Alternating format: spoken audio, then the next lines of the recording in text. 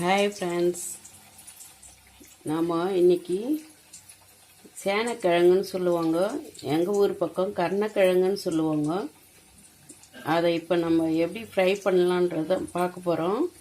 வாங்க வீடியோக்குள்ளே போய் பார்ப்போம்.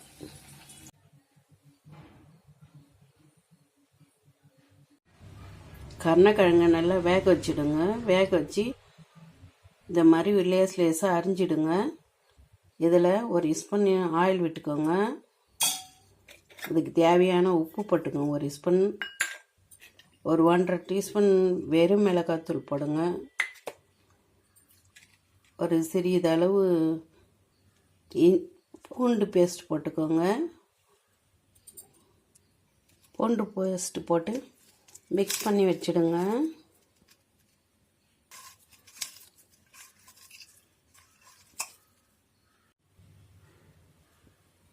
மிக்ஸ் பண்ணி வச்சுடுங்க. ஒரு 10 நிமிஷம் ஊறட்டும், ஃப்ரை பண்ணலாம். ஒரு வானல் வச்சுக்கோங்க. அதில் கொஞ்சமாக ஆயில் விட்டுக்கோங்க.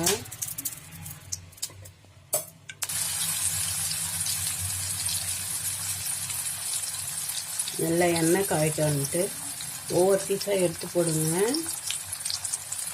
நல்லா ஃப்ரை ஆகட்டும்.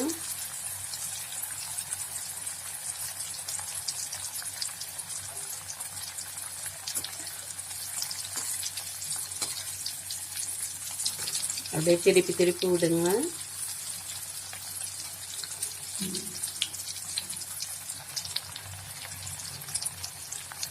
நல்லா செவந்து வரும். ட்ரை ஆகிற வரைக்கும் வைங்க.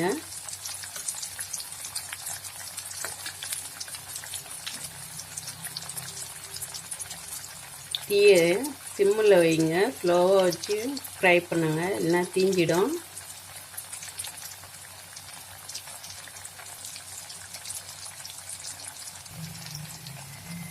நீங்கள் வேணா தோசை கல்லில் கூட வச்சு ஃப்ரை பண்ணிக்கலாம், அதுவும் நல்லாயிருக்கும்.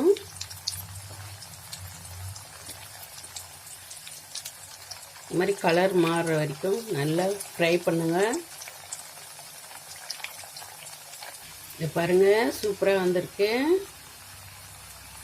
எடுத்துட்டேன். இன்னொரு டைம் போடுறேன்.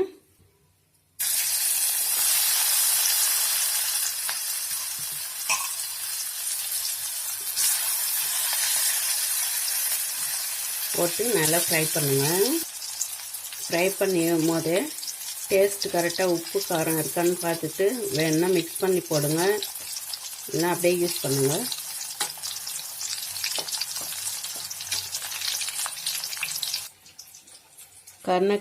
கருணக்கிழங்கு ஃப்ரை ரெடி ஆயிடுச்சு. உங்களுக்கு பிடிச்சிருந்தா லைக் பண்ணுங்கள், ஷேர் பண்ணுங்கள், பக்கத்தில் உள்ள பெல் பட்டனை கிளிக் பண்ணுங்கள். தேங்க்யூ.